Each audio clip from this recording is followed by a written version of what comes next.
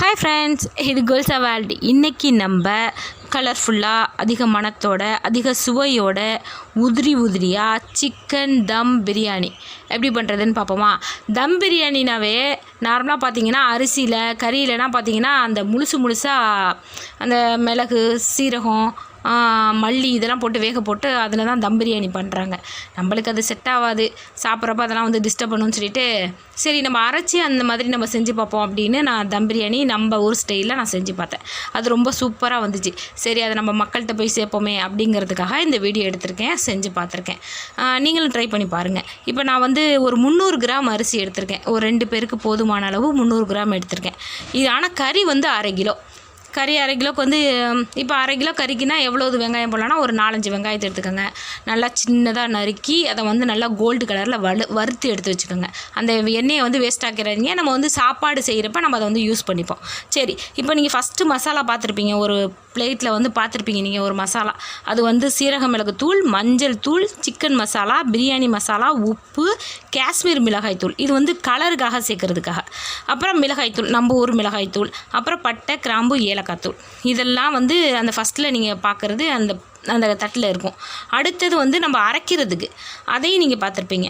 அது வந்து பட்டை கிராம்பு ஏலக்காய், சீரக மிளகு, அன்னாசிப்பூ, ஜாதி பத்திரி, ஜாதிக்காய், மல்லி.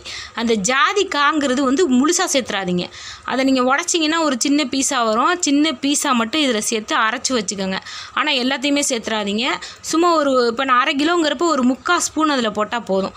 அந்த மாதிரி அந்த நம்ம ஏற்கனவே ஃபஸ்ட்டில் காமிச்சோன்னா நிறைய மசாலாலாம் காமிச்சேன் பாருங்கள், அதையும் எடுத்து போட்டுக்கோங்க. இப்போ நம்ம அரைச்சதையும் ஒரு 3/4 ஸ்பூன் இதில் போட்டுக்கோங்க. அப்புறம் அதில் வந்து வறுத்த வெங்காயத்தை எல்லாத்தையும் போட்டாதீங்க, சும்மா ஒரு கைப்பிடி அளவு போட்டால் போதும். இஞ்சி பூண்டு விழுது, தயிர், மிளகானா உங்கள் காரத்துக்கு ஏற்ற மாதிரி மிளகாய் போட்டுக்கோங்க, முழு மிளகா, எலுமிச்சம்பழம், ஒரு 1/2 எலுமிச்சம்பழம் மட்டும் இதில் ஊற்றுங்க. 1/2 எலுமிச்சம்பழத்தை வந்து வச்சுருங்க. நம்ம வந்து சோறு வேக வைக்கிறப்ப அதில் நம்ம போட்டுப்போம். இதெல்லாம் போட்டு நல்லா கிளறி விட்டு ஒரு 1 மணி நேரம் 2 மணி நேரத்துக்கு நல்லா ஊறட்டும்னு விட்டுருங்க. அப்போ தான் வந்து அந்த மசாலா வந்து அந்த கறியோட செட் ஆகும், நல்லா ஊறட்டும். இப்போ நீங்கள் வீடியோவில் பார்த்தீங்கன்னா இந்த அரிசி வந்து பாஸ்மதி அரிசி. நம்ம 100 ரூபாய்க்கு கூட இருக்குது, கடையில் விற்கிது. நம்ம லூஸில் கேட்டோம்னா கொடுப்பாங்க, நல்லாயிருக்கும் அரிசி. ஆனால் என்னென்னா ஒரு மணி நேரமாச்சு அதை நல்லா ஊற வைக்கணும். ஊற வச்சிங்கன்னா சூப்பரான அரிசி. அதுலேயும் சோறை பார்த்திங்கன்னா நல்லா உதிரியாக வரும். நீங்கள் லூஸில் வாங்கி பாருங்கள், சூப்பராக இருக்கும்.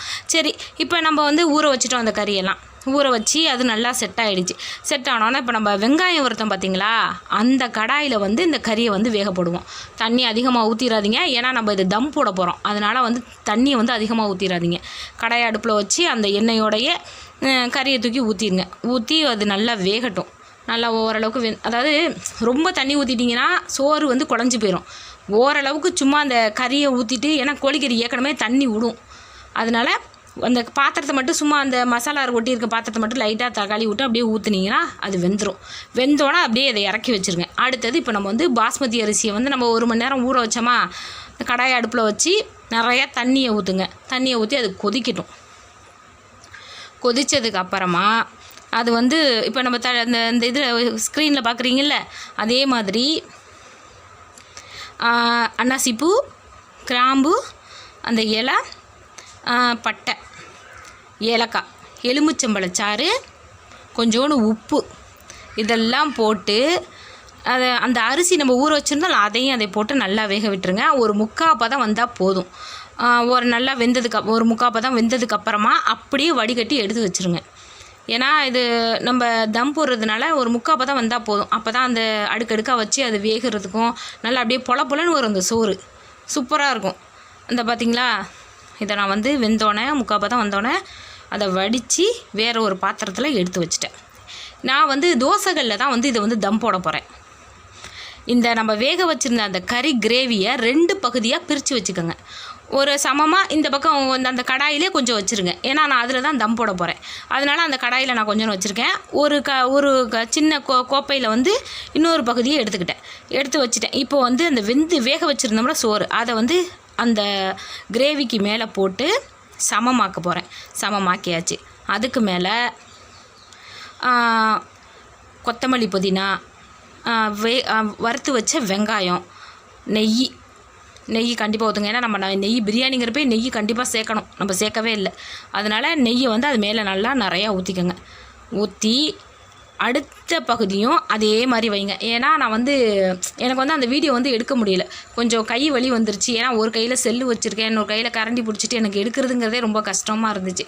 அதனால் நான் அடுத்த லேயர் வைக்கிறப்ப நான் உங்கள்கிட்ட அதை என்னால் எடுக்க முடியலை. அதனால் அடுத்த வந்து சாதத்தை கொட்டி அதுக்கு மேலே வந்து அந்த கறியை ஊற்றி நெய் ஊற்றி நம்ம கொத்தமல்லி புதினா அந்த வறுத்த வெங்காயம்லாம் போட்டு நெய்யை ஊற்றி அந்த கலர் வந்து ஏன்னா அந்த தம் பிரியாணினாவே கலர் கொஞ்சம் எதிர்பார்க்குங்க அந்த பசங்கள்லாம், சின்ன பிள்ளைங்க. ஆனால் என்னென்னா அதிகமாக பிள்ளைங்களுக்கு அந்த கலர் வந்து சேர்க்கக்கூடாது. ஒரு பேருக்காக அவங்களுக்கு கொஞ்சம் ஏமாத்துறதுக்காக நான் என்ன பண்ணேன், லைட்டாக கலர் சேர்த்துருக்கேன். அதை சேர்த்து அப்படியே தம் போட்டுருங்க. இப்போ அடுத்தது வந்து முட்டை வந்து உடையாமல் எப்படி எடுக்கிறது? டக்குன்னு வந்து சில முட்டை என்னென்னா உடஞ்சி ஊற்றிடுவோம் நம்ம வேக வச்சோம்னா அவிக்கிறப்ப. அதுக்கு என்ன பண்ணுறீங்கன்னா, ஃபஸ்ட்டு நல்லா முட்டையை கழுவிட்டு பாத்திரத்தில் வச்சுக்கோங்க, மெதுவாக வச்சுக்கோங்க. ஏன்னா நம்ம தண்ணியை வச்சுட்டு முட்டையை போட்டோம்னா டொப்புன்னு உழுவுறப்ப உடஞ்சிரும். அதனால் தண்ணி நல்லா முட்டையை கழுவிட்டு சட்டியில் வந்து ஒவ்வொரு முட்டையை அடுக்கி வச்சுட்டு தண்ணியை ஊற்றி உப்பு போட்டுக்கோங்க. உப்பு போட்டு சிம்மிலேயே வேக வச்சிங்கன்னா அந்த முட்டை உடையவே உடையாது, அழகாக வெந்திருக்கும். சரி, இப்போ நம்ம தம் போட்ட அந்த பிரியாணியை பார்ப்போம். பார்த்தீங்களா, நான் சொன்ன மாதிரியே நல்லா உதிரியாக கலர்ஃபுல்லாக சூப்பராக இருக்கும். பிள்ளைங்க பார்த்திங்கன்னா அதிகமாக அந்த கலரை தான் விரும்புகிறாங்க. நல்லா சூப்பராக இருந்துச்சுங்க. நான் நம்ம ஊர் ஸ்டைலில் இப்படி செஞ்சு பார்ப்போம் அப்படிங்கிறதுக்காக நான் செஞ்சு பார்த்தேன். நானும் இது செஞ்சதுலேருந்து ஒரு 2-3 வாட்டி செஞ்சு சாப்பிட்டாச்சு. ஆனால் எனக்கு இந்த வீடியோ எடுக்கிறதுக்கு தான் எனக்கு நேரமே இல்லை. நல்லா கறி பீஸெல்லாம் நல்லா வெந்திருந்துச்சு. கறி அந்த வெங்காயம் நல்லா வறுத்து வச்சுருந்தது, அதெல்லாம் நல்ல ஒரு ஃப்ளேவராக இருந்துச்சு. சரி, உங்களுக்கு இந்த வீடியோ பிடிச்சிருந்துச்சுன்னா லைக் பண்ணுங்கள், ஷேர் பண்ணுங்கள், கமெண்ட் பண்ணுங்கள், சப்ஸ்கிரைப் பண்ணுங்கள். உங்களை நான் அடுத்த வீடியோவில் பார்க்குறேன். ஓகே, பாய்.